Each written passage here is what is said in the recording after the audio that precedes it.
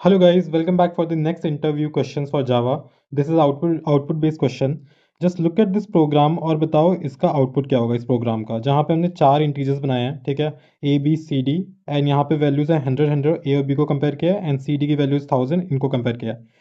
तो इसका आंसर क्या हो सकता है आउटपुट? ओके, सो जो बिगनर होगा ना, काफ़ी बिगनर होगा जावा इंटरव्यूज़ में, एंड बेसिकली ये क्वेश्चन उन्हीं के लिए है। तो वो क्या आंसर कर सकते हैं यहाँ पे? दोनों को कहेगा ये भी ट्रू होगा भाई और ये भी ट्रू होगा, कंपेयर ही तो कर रहे हैं, ए इक्वल्स टू बी इक्वल है भाई और सी और डी इक्वल है। लेकिन जिसने थोड़ा बहुत पढ़ा होगा, ठीक है, मेमोरी एड्रेसेस के बारे में, वो क्या कहेगा? दोनों का आंसर फॉल्स होगा। मोस्टली आंसर फॉल्स बोलने वाला है, ठीक है, क्योंकि यहाँ पे क्या होगा कि इंटीजर ने ऑब्जेक्ट बनाया ए का और बी का ऑब्जेक्ट बनाया, ऑब्जेक्ट बना के ये 100 पे पॉइंट करेगा और दूसरा ऑब्जेक्ट बी का बन जाएगा, वो भी 100 पे पॉइंट करेगा। तो दोनों का एड्रेस अलग होगा और same with C and D, ठीक है। लेकिन इसका आंसर पता है क्या होगा? आंसर पहले का केस का ट्रू होगा एंड दूसरे में फॉल्स होगा। इतना वियर्ड कैसे है? ठीक है, सो रीजन बीइंग, ये जो इंटीजर है ना, हमारा इंटीजर रैपर क्लास जो है, ये कल्प्रिट है। ये क्या होता है कि इंटीजर क्लास जो होता है हमारा, I take you to explanation, ठीक है। If you answer true for both, obviously you fail the interview. यहाँ पे जो कल्प्रिट है इंटीजर कैशे है, ठीक है। तो इंटीजर इंटीजर जो रैपर क्लास है, ये क्या करता है? ये कैश करता है अपनी मेमोरी में -128 से लेके 127 की वैल्यूज, ठीक है।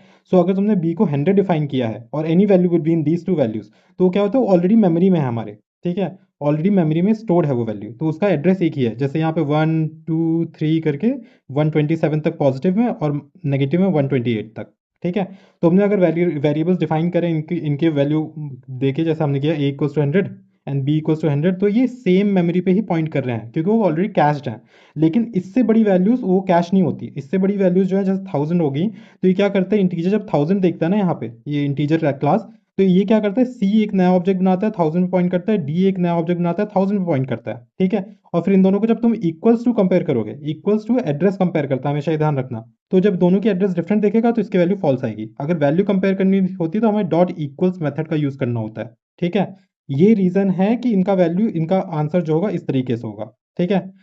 तो बस वही चीज़ एक्सप्लेनेशन बताइए, इसका स्क्रीनशॉट ले लो, and if you want we can check out this program in Java compiler as well. मैंने ऑनलाइन कंपाइलर यूज़ किया, सेम प्रोग्राम लिखा है। पहले के केस में भी मेमोरी एड्रेस कंपेयर कर रहा है, सी एन डी में भी मेमोरी एड्रेस कंपेयर कर रहा है। बस पहले केस में चीज़ ये है कि वहाँ पे कैशे में स्टोर है।